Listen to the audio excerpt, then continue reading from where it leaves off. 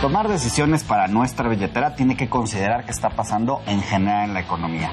Y venimos de un proceso electoral que puso nerviosos a algunos, pero que al final vimos que el país sigue caminando y sigue caminando bien. Para ver las perspectivas del 2019, invitamos a Fernando López Macari, quien es presidente nacional del Instituto Mexicano de Ejecutivos de Finanzas. Bienvenido, Fernando. Muchas gracias, Oscar, Mauricio. Fernando, qué gusto por la que nos invitación. acompañes. Pues ya Qué gusto, Fernando. Y pues ya puso las cartas sobre la mesa, Oscar. O sea, venimos de un proceso que nos había puesto nerviosos a muchos. Sin embargo, las cosas parecen estables. Si me permites, Mauricio, podemos hacer un análisis un poco de cómo empezó el año y qué es lo que ha pasado y cómo se han... Pues no también, según las cifras del INEX. Sí, no, fue un año cómo se han disipado, ¿no? Cómo se han disipado estos riesgos y cómo se han incorporado otros riesgos, ¿no? Al principio del año, recordemos que arrancamos con una reforma fiscal en Estados Unidos, una reforma muy agresiva por parte del presidente Trump, disminuyendo la tasa de impuesto sobre la renta, y lo que nos preguntábamos en México es si debiéramos de hacer lo mismo, disminuir la tasa de impuesto sobre la renta, porque íbamos a perder competitividad. Ese era uno de los factores de incertidumbre. ¿Y si perdimos? No, aparentemente no. Ahorita voy a ahondar un poco más en ese tema, pero el primer escenario era un riesgo por la reforma fiscal en Estados Unidos. El segundo era la renegociación del Tratado de Libre Comercio. Y el tercer gran escenario de incertidumbre era la sucesión presidencial. Hoy, 8 meses después, pues estamos con un corte, vamos a decir, semestral, en el cual ya pasamos la sucesión presidencial. El riesgo en los mercados financieros es que hubiera un conflicto postelectoral que no se dio. La realidad es que se dio un ejercicio cívico ejemplar en nuestro país, una elección histórica. Hemos hecho análisis sobre la reforma fiscal en Estados Unidos y cómo pudiera impactar a las empresas en México, y lo que vemos es que no se pierde una gran competitividad.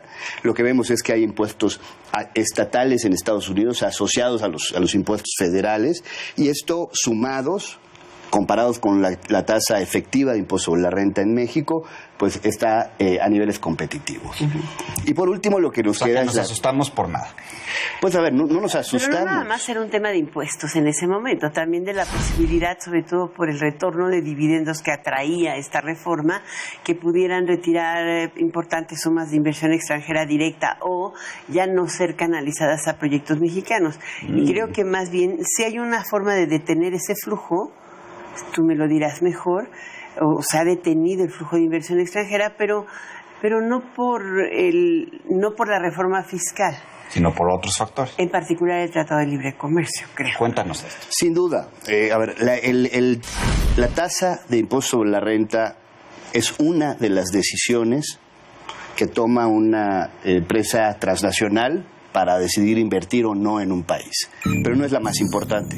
Tenemos factores como la mano de obra, el tipo de cambio, la logística, etcétera. Entonces, lo que hemos vivido en estos 6 meses ha sido que el tema de la reforma fiscal se fue clarificando.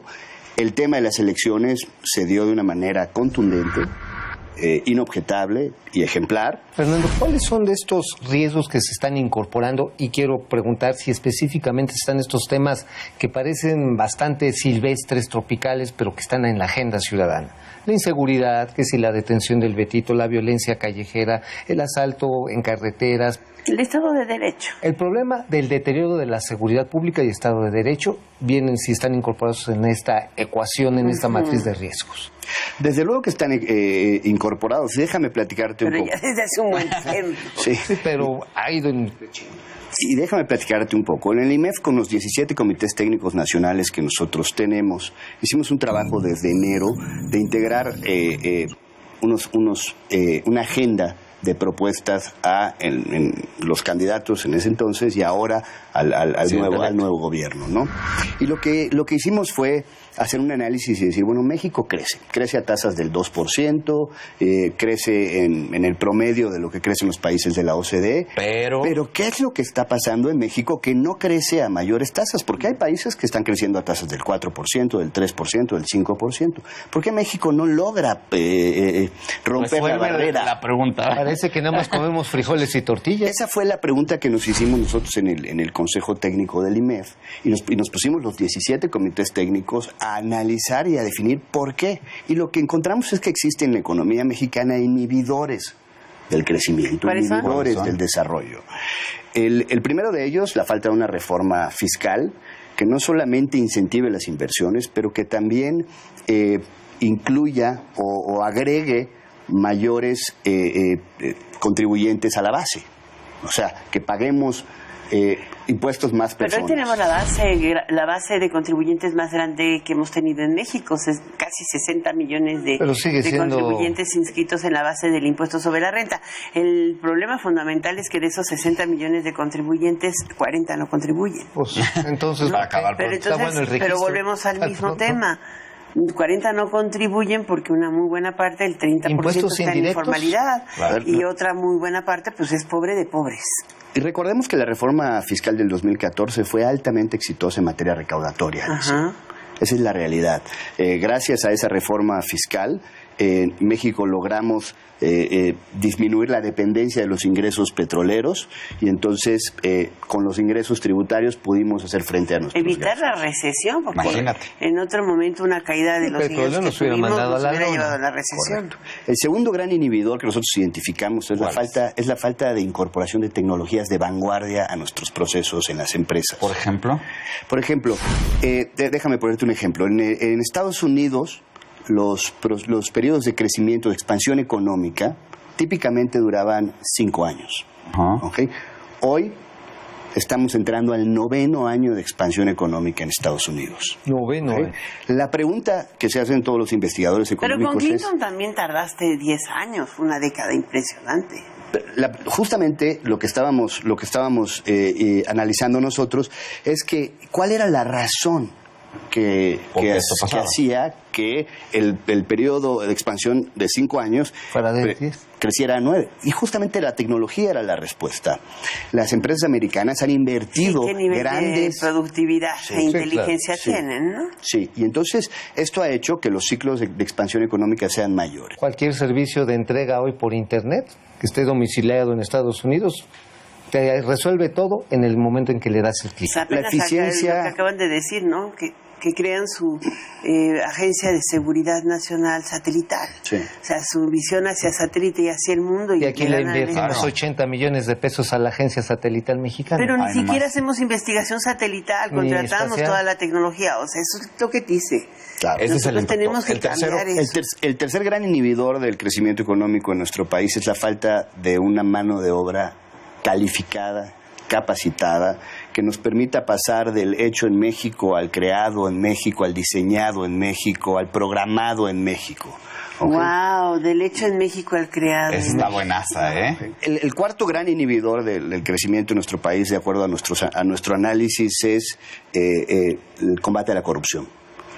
Una corrupción que tiene que ser vista desde y que tiene que ser analizada, Oscar, desde 2 ángulos. Desde el ángulo del servidor público que se permite corromper y desde el ángulo del empresario que corrompe. Hasta del ciudadano. Y del ciudadano que corrompe. Porque simple y sencillamente no tiro la basura donde debo. Necesitamos entender... Y eso también es corrupción, ¿eh? Necesitamos entender que el problema de la corrupción lo tenemos que atacar desde 2 ángulos, no desde uno. Desde la casa y... Correcto, y empieza desde la casa. Y el último empieza de la casa para el empresario, para el trabajador y para el trabajador del servicio público, ¿eh? O sea... Para todos. Es un tema que empieza, como bien dice Alicia, desde casa, desde educación, desde ética. Y el último gran inhibidor, Oscar, es la falta de un Estado de Derecho, que justamente era lo que comentaban Mauricio y tú hace unos minutos, ¿no? Un Estado de Derecho que permita alojar a las inversiones en nuestro país, no solamente las inversiones internacionales, sino las inversiones domésticas, y darles una certeza jurídica, una continuidad, una capacidad de albergarse en un ambiente seguro, no solamente en la parte legal, sino también en la parte física, no tener violencia. No es una casualidad que los estados donde menor violencia hay mayor crecimiento económico. Pero quitar estos inhibidores o reducirlos... Aunque ha crecido la violencia aún en esos estados, aún en Guanajuato, que es lo que por preocupa, ejemplo, ¿no? Querétaro. A ver, reducir estos inhibidores nos va a llevar tiempo. Y mucho esfuerzo. Pero hay que empezar. Pero hay que hacerlo, porque bueno, si no... sí, ya sabemos, pero ahora sí, como diría mi abuelita, ¿por dónde empiezas a recoger tu tiradero, chamaco? Bueno, lo que hicimos en el IMEF fue, lo primero que hicimos fue identificar cuáles eran esos inhibidores. y cuáles deberían de ser parte de la agenda financiera del país.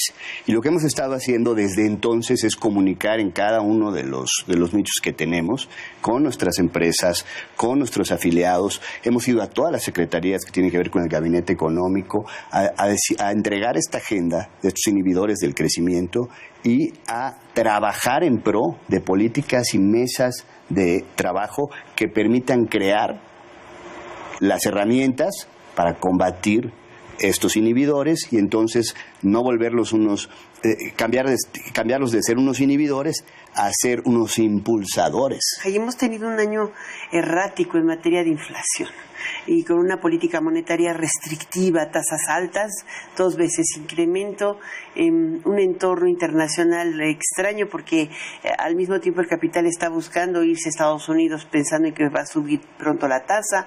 Estos factores, ¿cómo impactan a las finanzas, a la estructura de las finanzas de las corporaciones y empresas nacionales?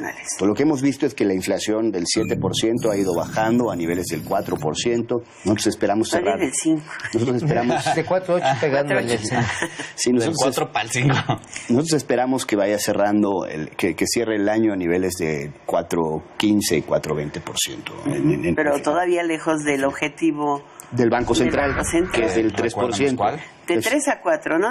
Ahí también es más menos 1. El objetivo del Banco de México es del 3%, un punto arriba, un punto abajo, ¿no? Luego hablemos del tipo de cambio. El tipo de cambio, pues evidentemente al principio había mucha incertidumbre sobre el proceso de las elecciones y después de las elecciones empezó a bajar un poquito este proceso de incertidumbre y se empezó a despresurizar el ambiente en los mercados. Y esto el tipo de cambio lo ha visto y el precio se ha apreciado con relación al dólar. El último de los factores que tú comentabas es la tasa de política monetaria. Evidentemente, mientras la inflación esté a la alza, la tasa de política monetaria tiene que ir a la alza porque es el instrumento que se utiliza para controlar la inflación, ¿no? Pues Fernando López Macari, presidente nacional del Instituto Mexicano de Ejecutivos de Finanzas, realmente muy ilustrativo, pues conocer cuáles son los inhibidores, cuáles son las expectativas. Y las responsabilidades de todos, ¿eh? Pues sí, a final de cuentas, sí, ahora sí, no solamente es el que mata la vaca, sino también el que le cobra la vaca. Ándale. Gracias, Fer, por estar Muchísimas aquí. gracias. En la Encantado. billetera, que se repita. Muchas gracias. Muchísimas gracias. Nos vemos la próxima semana.